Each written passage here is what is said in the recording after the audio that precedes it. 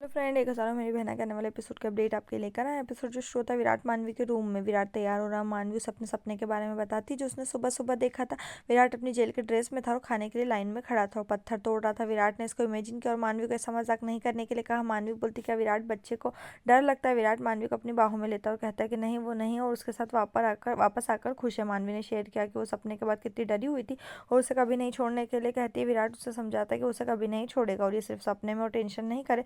और मानवी के साथ शेयर करता है कि स्वामिनी बुआ के लिए टेंशन में उसकी जिंदगी में खुशियां लाना चाहती है। मानवी उसके कंधे पर झुक जाती। ऋषिकेश में डब्बू बाजार में उसने खूबसूरत लड़की को नोटिस किया और उसमें खो गया। और मैंने तुम्हें जो देखा वाला सॉन्ग बजता है। एक फल उसके हाथ से फिसल जाता है। डब्बू उसकी मदद करता है और उसमें खोया हुए कुछ गुंडों के साथ उसका भाई आता है और उसका कॉलर पकड़ता है। बोलता है क्या वो लड़का जो उसकी बहन के साथ भागने की प्लानिंग बना रहा है।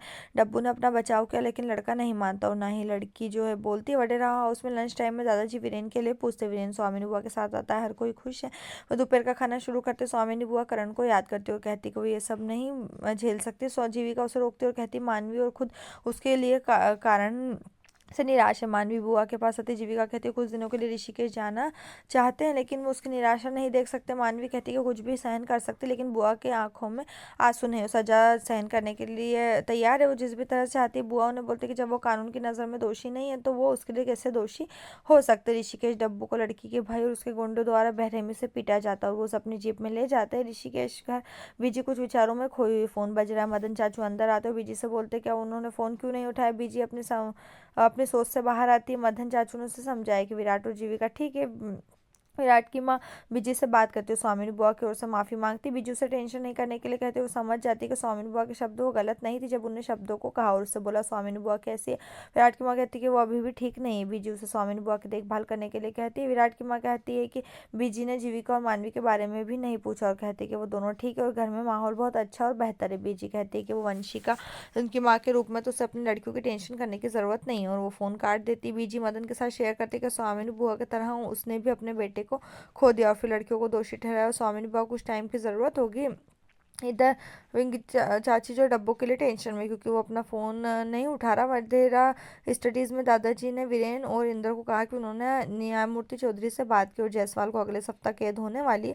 वो केस जीतने के लिए इंद्र की तारीफ करते उन्हें हमेशा अलर्ट रहने के लिए कहते। जीविका उन तीनों के लिए चाय लाती। दादाजी कहते कि उन्हें जीविका पर गर्व है, पहले मानवी को बचाने के लिए और फिर सच बोलकर विराट को बचाने के लिए। जीविका कहती कि विराट उनके बीच बहादुर है क्योंकि वो उसके लिए अपने जीवन बलिदान करने गए थे। दादाजी बोलते कि शेर कहाँ है।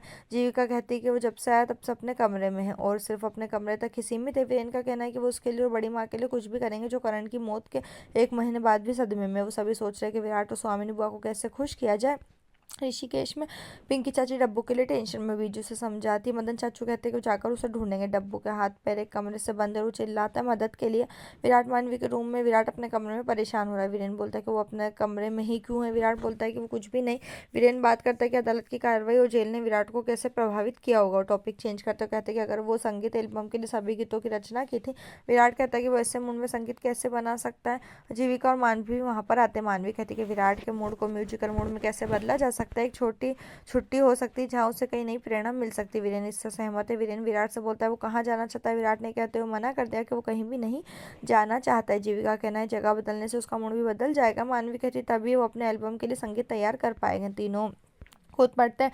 विराट और उससे रिक्वेस्ट करते हैं और वो ये कहते हुए सहमत हो जाता है कि 3 विशेषज्ञ ने उसे मना लिया इसलिए उसे छुट्टी पर जाना होगा। मानवी जो है विराट के और वीरेन की माँ को बुलाती। दरवाजे से गुजर रही है। मानवी जो है माँ को बोलती है कि विराट अपना म्यूजिक एल्बम करने के लिए तैयार हो गया। वो बहुत खुश है और उन सभी को हमेशा खुश रहने का आशीर्वाद देती है और बोलती तुम सबको याद है कि नहीं कल स्वामिनी बुआ का बर्थडे। अगले दिन सभी आश्चर्य करते। मानवी उत्साहित और कहती है उनके लिए कुछ यादगार करेंगे। विराट कहता है कि नहीं कोई पार्टी नहीं। सभी चौंक जाते। वीरेन सोच में पड़ा। यहीं एपिसोड खत्म। आने वाले एपिसोड के लिए हमारे से जुड़े रहें। चैनल को सब्सक्राइब करें, साथ में बेल भी प्रेस करें।